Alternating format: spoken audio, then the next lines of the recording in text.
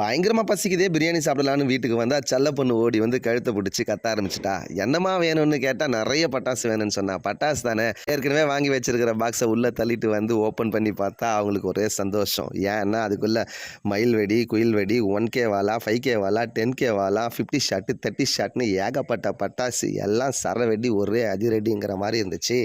அது போக பிஸ்டல் வெடி, மாசா வெடி, பீஸா வெடின்னு எல்லாத்தையும் ஓப்பன் பண்ணி பிரித்து பார்க்கவே 1/2 மணி நேரம் ஆயிடுச்சுன்னா பார்த்துக்கோங்களேன். எடுக்கவே இவ்வளோ நேரம்னா வெடிக்க எவ்வளோ நேரம் ஆகுமோ தெரியல. இப்போவே கண்ணை கட்டுது, டயர்டாக ஆகுதுன்னு. எலி வெடி, புலி வெடி, காட்டைல் வெடி, மாட்டல் வெடி, லயன் வெடி, சீட்டா வெடி, இதெல்லாம் வெடிக்க வந்தா மழை வந்துச்சு. அச்சோ ஆடா பாவீங்க, மழை வருதுமா.